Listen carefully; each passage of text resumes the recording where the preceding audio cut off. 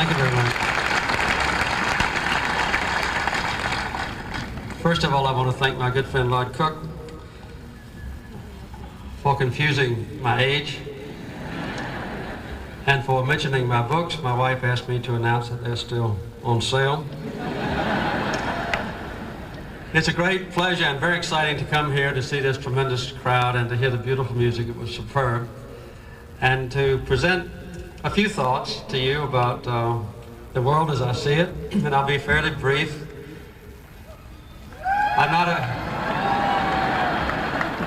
That was the last thing my wife told me this morning when I woke her up to kiss her goodbye. Be brief.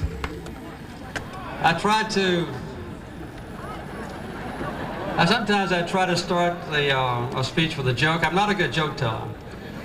But when I announced my candidacy for president, a lot of people thought that was a joke. And they said, well, nobody's been elected from the Deep South to be president since 1844 or 48, but at least he can tell funny stories. What they didn't know was that it was my successor in the White House who was a great storyteller. But I have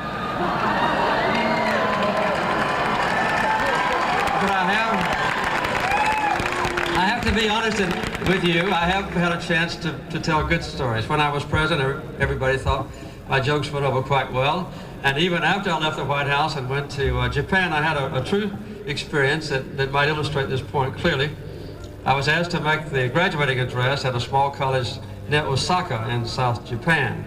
And it was a very small graduating class, but they were very nervous. I had only been president 10 months before, and the students were uptight, quite different from this morning. The parents and grandparents were very nervous, the professors were nervous, I was somewhat nervous. So I thought I would start my speech with an improvised joke, and instead of selecting the best joke I had, I just took the shortest joke I had, because it's a long time translating from English into Japanese.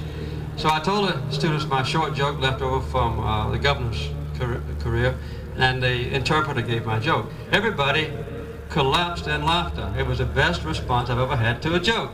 So I couldn't wait to get my speech over to ask the interpreter, how did you tell my joke? He was very evasive. But I insisted, and he finally ducked his head and he said, I told the audience, President Carter told a funny story, everyone must laugh. So you can see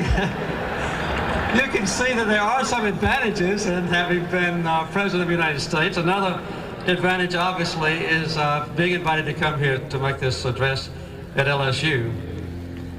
Yesterday at noon, I left Oslo in Norway, and I've been traveling almost all the time to get here in time for this great event for you and for me. I went there to pursue the course of peace, and I met with Foreign Minister Shimon Peres and with Chairman Yasser Arafat late the night before I left. And to see them sit side by side planning for the future of a truly troubled area of the world was inspirational to me and very gratifying. And to know that I played a small part 15 years ago in the Camp David Accords was also gratifying and appreciated by them. That's not the subject of my talk, but it applies to it. I think we need to look back in this century to see where we stand now and where we might go in the future. This has been a century, I would say, characterized by three major events. First of all was the Industrial Revolution. Second was the advancement of literacy among average citizens that gave them a chance to learn on their own and to be aware of what is going on Earth. And a third event that has permeated the Earth's consciousness is urbanization. As increasingly people have moved into the major cities where they can share perhaps exciting events much more quickly and also create some severe problems. These same historic events have caused the greatest bloodshed and suffering in history. 48 million people died in the First and Second World Wars. 30 million additional people died under the oppression of Adolf Hitler and Joseph Stalin. We don't know how many millions died in China. And this has been the kind of a preview of a continuing element of suffering on Earth. The Carter Center every day analyzes all of the world's conflicts. There are now more than 110 conflicts, 35 of them major wars. And you hear about just a tiny number of them. Somalia, Bosnia, Rwanda.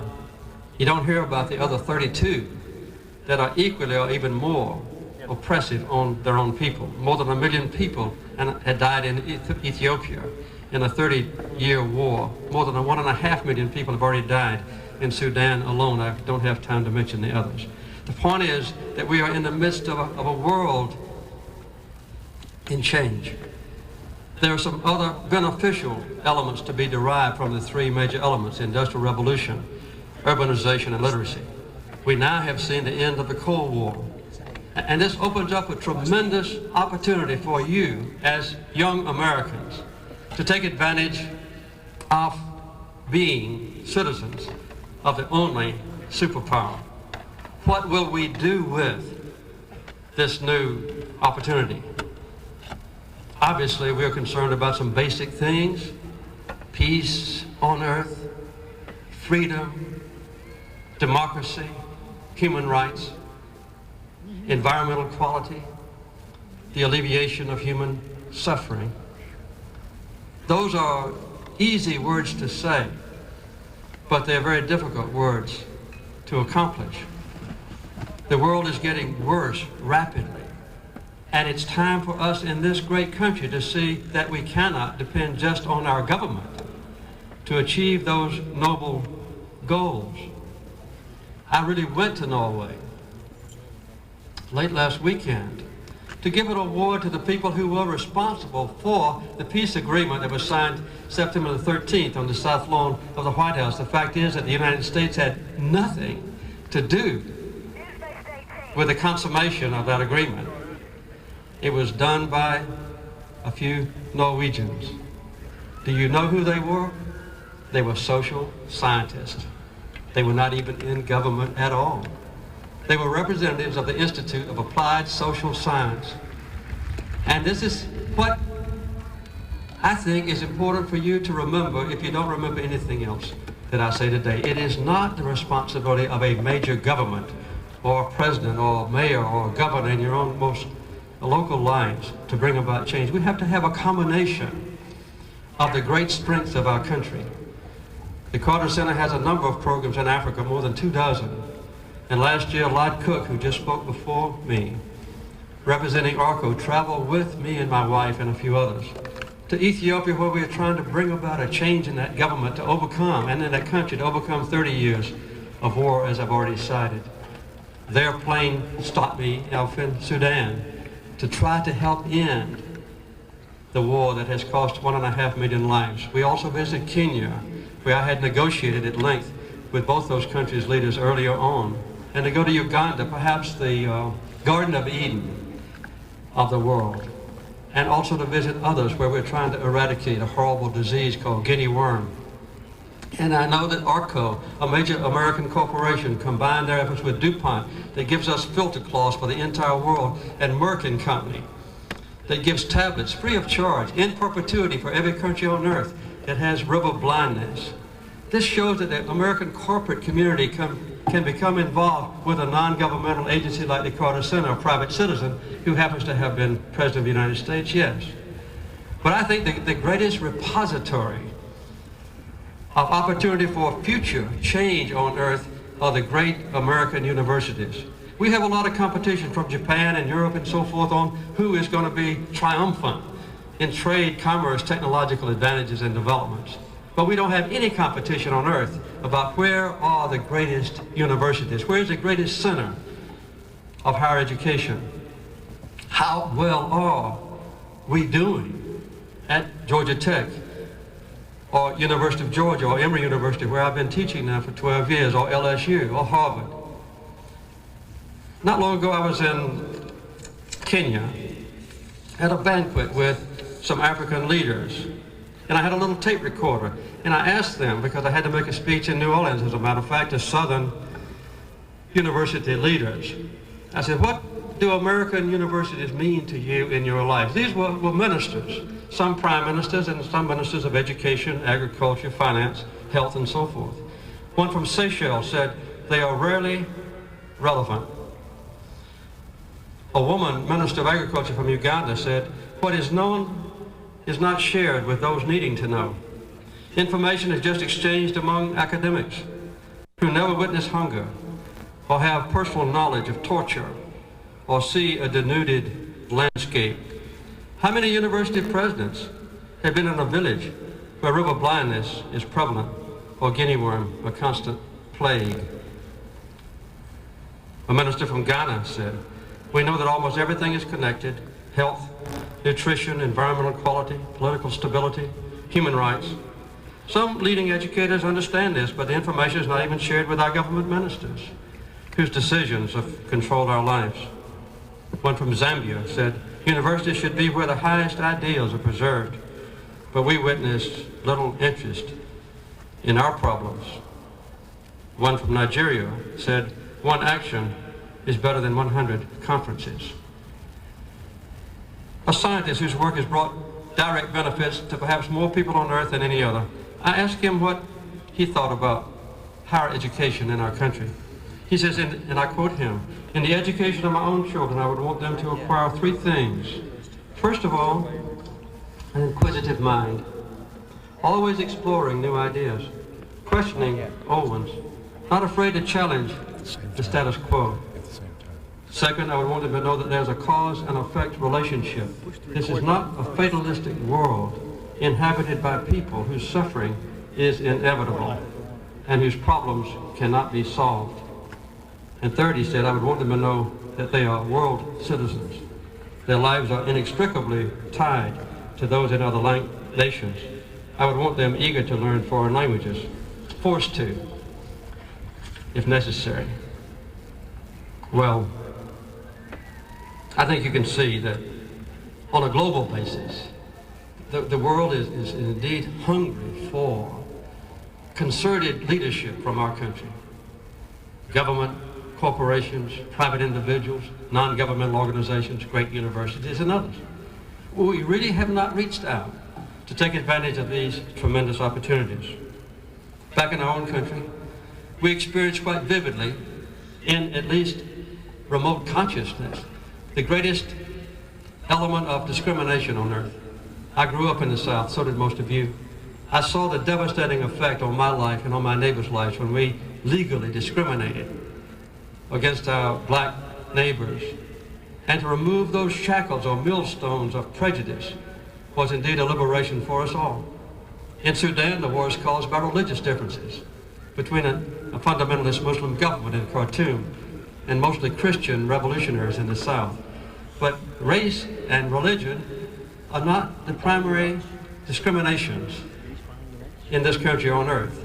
This may surprise you to hear, and you may not agree, but the greatest discrimination on earth is a discrimination by rich people against poor people. Who are the rich people? I'm not talking about bank accounts. A rich person is someone who has a decent home and a modicum of health care and some satisfactory level of education, who has at least a chance for a job, who's not afraid to leave their home, at least in the daytime, because of fear of violence, and who believes that the judicial system is on our side and so are the police, and who think that if we make a decision, he'll make a difference, at least in our own lives. But we have many neighbors in Atlanta, Georgia, in Baton Rouge, in New York City, in Chicago, who don't have any of these advantages, and we hardly know them. How many of you actually know a poor family well enough to visit their home, to have a cup of coffee in the kitchen, to know the names of their teenage sons, or, God forbid, to invite them to your house for a cup of coffee, or to take their kids to a baseball game with your kids? You see, there's a separation of us from the people who are in need, not only between here and Uganda, but between here and our inner city ghetto areas. So as we sit here with the glorious prospect of a new life and satisfaction with what we are done and the blessings of God that almost transcends imagination, at least for people in the rest of the world. We don't need to look around and say, where is the opportunity for me to invest what I have in a better future? I'm not advocating any radical elements on your part. That's not the point. My three sons, Jack, Chip, and Jeffrey, went to college in the late 60s. And it was in a time of turmoil, and they demonstrated and so forth, and they brought about an end to civil rights violations, and they brought an end to the Vietnam War later on, and they also created Earth Day to transform our government's policies on environment. Okay. They really changed our nation's attitude toward all three of these major issues. That's not the case now. There are a few exceptions. Amy came along 15 years after our youngest son. She's still in college. Amy is a shy, very timid young woman, but she has felt very deeply about apartheid in South Africa. As an undergraduate, she let her views be known. I have to say, in Amy's defense, she was only arrested 4 times. And I'm not advocating the violation of the law, but I'm saying that even among you who might be very self-satisfied now, there's an opportunity to stretch hearts, to encompass more people in the circle of our friendship and understanding. And there's an opportunity to stretch our minds to know more about God's world. And as we take these adventures, and they are truly adventures, to get out of a self-encapsulation that is very secure for us, we need not be fearful about being embarrassed or failing. Those are the detriments to an expanding life. We should realize that in almost every instance, as we do take an adventure encompassing the lives of others who are in need, invariably the benefits far transcend the potential sacrifices.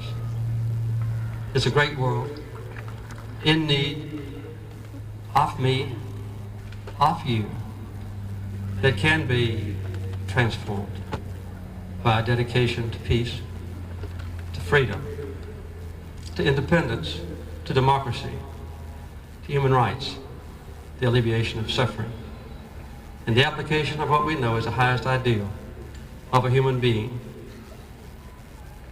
agape love.